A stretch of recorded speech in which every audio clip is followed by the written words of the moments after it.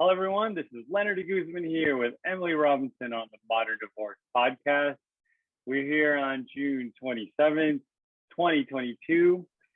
And we're hearing this thing, whether it's the recession's coming or it's here already. I guess the thing that predicates it, I know that's a word, is the federal rates. You borrow money, especially. I think the biggest thing for all Americans is the house, right? Interest rates on the homes. But coming back to like divorce, right? Because this is the divorce podcast, the best one in the world. Does like recession, right? Compared to '08, I don't know how it compares, but in a recession, I imagine financially marriages get strained, maybe a layoff here, something happened here. Does it affect, do you notice more divorces occurring or are they less to you? Yeah, I mean, money is always a big stressor in divorces. And I think anytime there's a recession or, any financial difficult environment, I think it increases divorces because, marriage is hard and then you add financial stress to it and it's harder. So I think, usually that causes more divorce because people just can't get on the same page with finances or they're stressed from finances being tight. Yeah, it's like when there's no recession, the economy is good. You feel like I'm swimming and I'm kind of drowning, and then this on top of it just kind of sinks you to the bottom. So Yep. Yeah, I can imagine that, and if you're already having problems, that just makes it worse, Yeah, I heard this economist say it's like we live in the America, the current modern America is like it's capitalism, but they call it brutal capitalism, right? Which is, there's not a lot of like help from the government or the banks. I mean, you ask for an extension on, say, a mortgage or a car payment, they'd probably give it to you, but I mean, for a price, right? Like we'll add more interest on the back end. So brutal. Right. There's always a price. All right. So let's get to the part of the podcast where we go through news. We go on Google and we just see what's going on. A lot of times we see a lot of celebrity divorces because that's what everyone wants to see, headlines. There's the financial things that we were talking about and child custody stuff. So first story here that catches my eye is Anna Faris. Have you seen a lot of her movies? She's a good actress. She has a podcast. Like she's in a podcast now. I think she has one of the top podcasts around. She comes out and she goes, I'm like a divorced veteran. So the 45-year-old actress spoke about her two failed marriages on Chelsea Handler's Dear Chelsea. Chelsea's has a podcast. So the comedians are all getting into this stuff. I'm like a divorce veteran because I've been divorced twice. It hit me hard the first time. I turned into somebody that I didn't recognize. I was always the kind of person that had their fridge filled, and I hosted a lot of dinners. That was back when I had friends. Faris was married to her Lovers Lane co-star Indra from 2004 to 2008. Faris and Pratt starred in Take Me Home Tonight and were married from 2009 to 2018.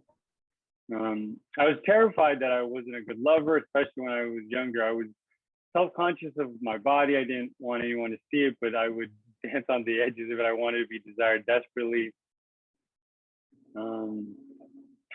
So she goes, she adds on, Faris was hesitant to marry for the third time, but her current husband changed things for her. I think we spent the last year in place of reflection and in a place of kind of prioritization, to some degree, a place of anxiety, a place of whatever assessment.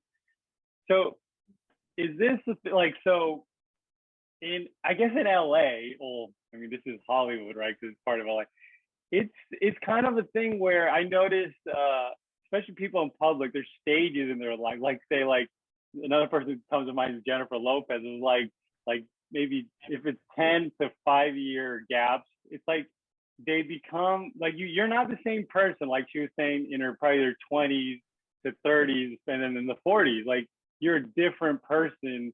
And I don't know whether it's like was this. I don't recall my parents like changing, like my dad liked the same food, like playing tennis all the time, worked, he was in the Navy, and he worked that job forever, and then he retired and then has a pension.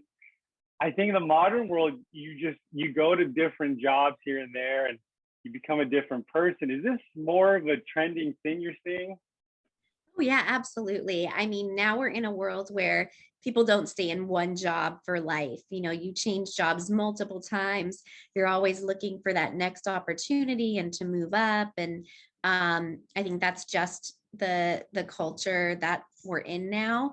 I don't think jobs expect you to stay for 40 years anymore at the same job. And I mean, really, same with marriages too. It is common that people are not staying married forever and having two or three different marriages, or even one marriage and then not remarrying after that marriage ends. It's just how I think our society is evolving, that we don't have the same kind of I guess, like importance that we put on consistency anymore. Now it's more about, you know, what's the next thing? And, in some ways that can be bad, because does that mean people don't try as hard to make their marriage work or try as hard to make their job work? Maybe. But it also means people don't stay in a bad relationship or at a bad job, when they are unhappy, and have more of a voice to leave that situation. So, there's of course always plus and minuses to both. Yeah, this one's coming up. I had to kind of meander through all the celebrity divorce. I was like, okay, we had enough today. We'll probably come back to it next time. But so this one's interesting. Psychologytoday.com. 6 tips for parents of gray divorce to help their adult children. So this is interesting because you'd think, adult children are not as affected. I mean, they aren't as effective as if you're a young child. So it's crucial to respect generational lines between parents of gray divorce and adult children. Loyalty conflicts can impede healthy parent adult child relationships.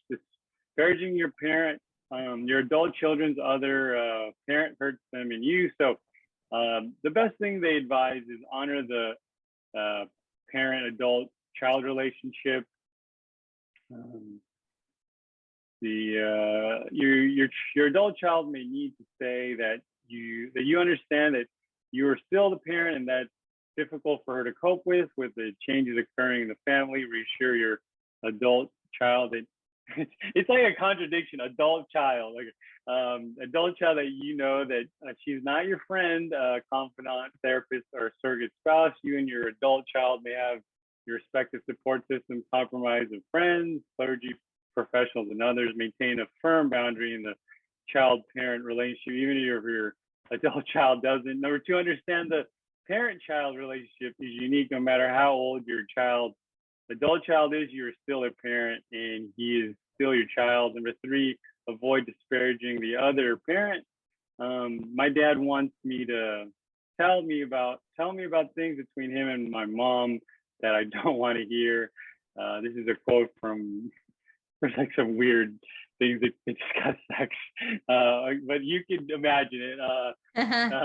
Number 4, avoid creating loyalty issues for your children that can hurt them and you.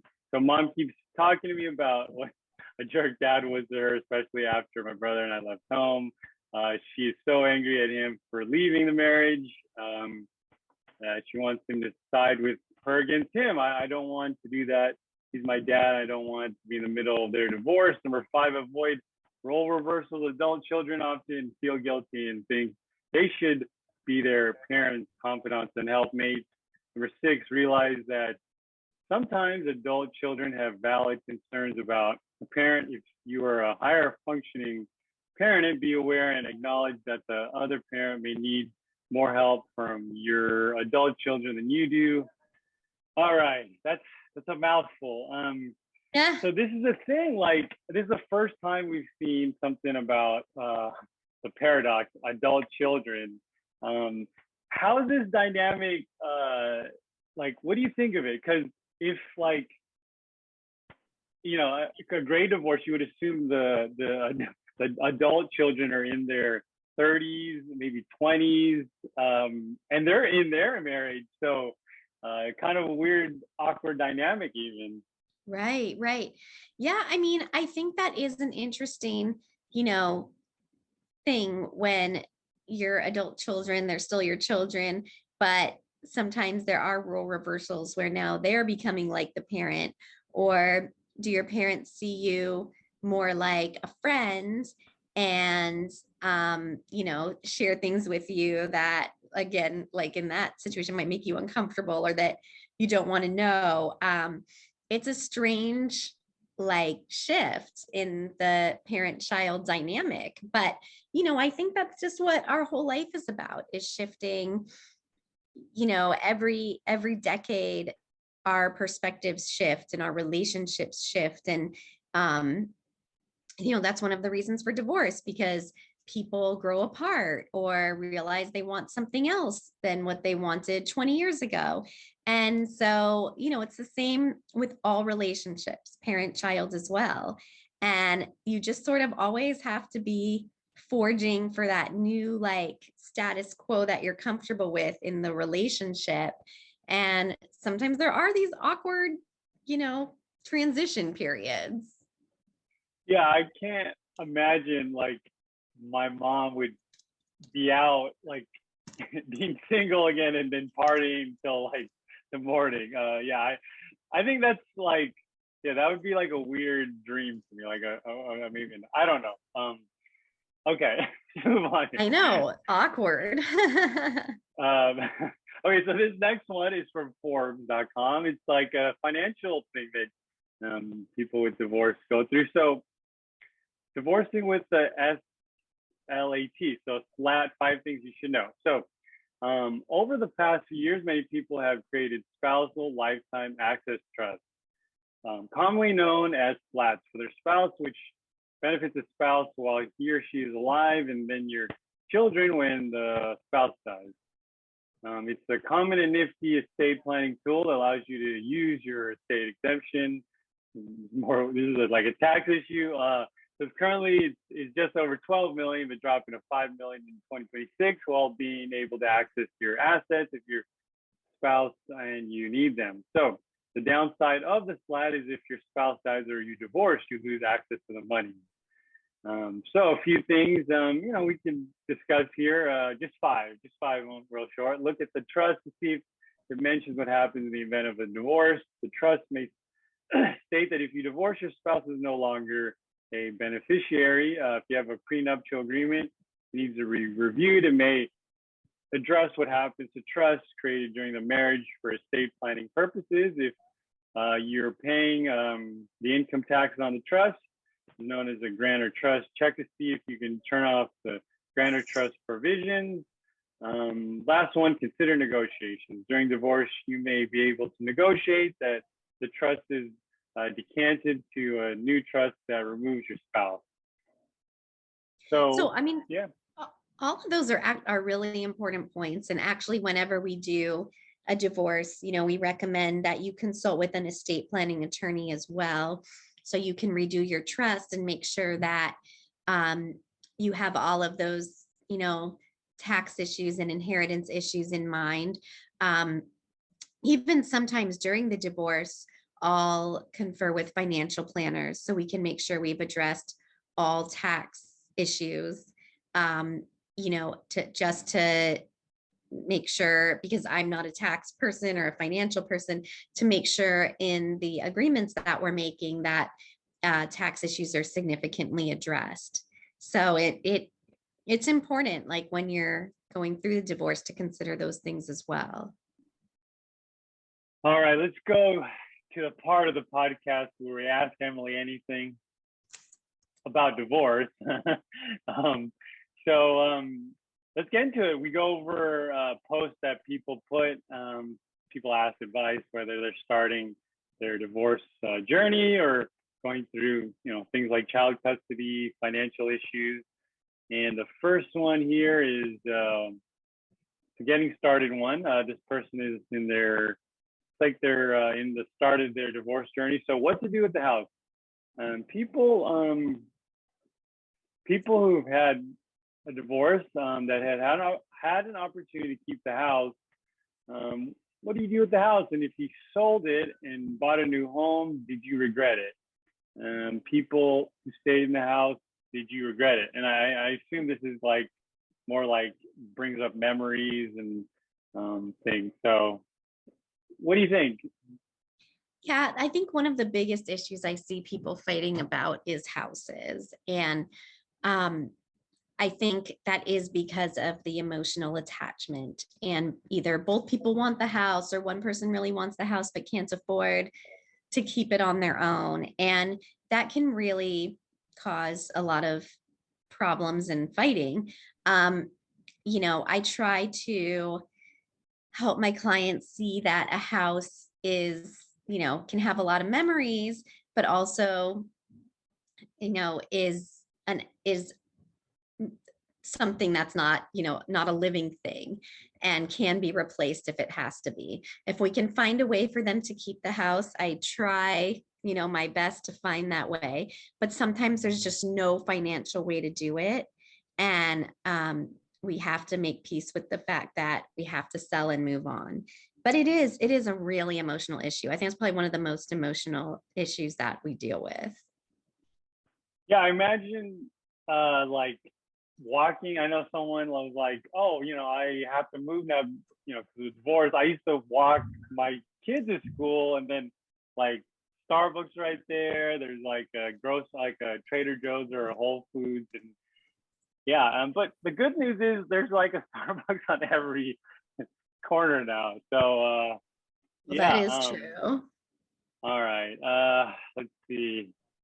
This is one has to do with mental health, post-divorce feelings. I just divorced after a 10-year marriage, and I'm struggling to connect with anyone. I feel like I have no personality on my own, and I don't know who I am or what I like.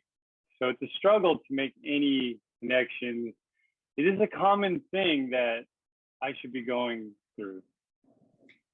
I think that's absolutely a common thing that people go through.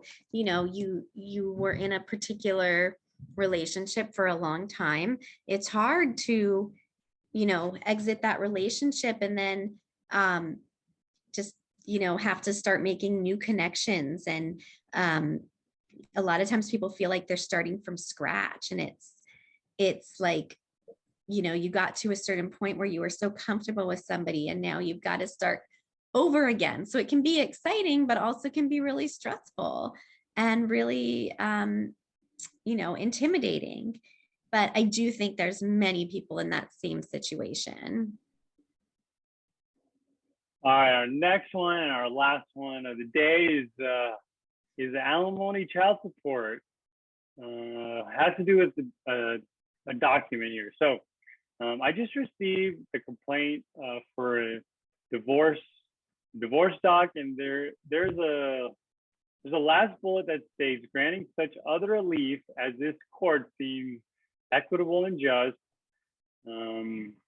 So I think the ex-husband and I agreed on everything and signed off on a settlement agreement with no alimony. With this, could the court simply override the settlement agreement here?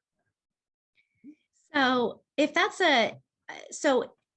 in California, if you make a settlement agreement, unless there's something in there that's against public policy, which is typically stuff related to children or waiving child support or something, the court won't override what you agree to.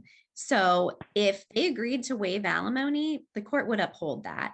That language may just be in there as sort of like a catch-all. Sometimes as attorneys, we put like, legal language in there to cover any bases that maybe we didn't address. But if that's an agreement they made, it should stay in place. All right, that's all the time we have for today. Thank you so much for joining us on the Modern Divorce Podcast. My tongue is twisted. Okay, bye-bye.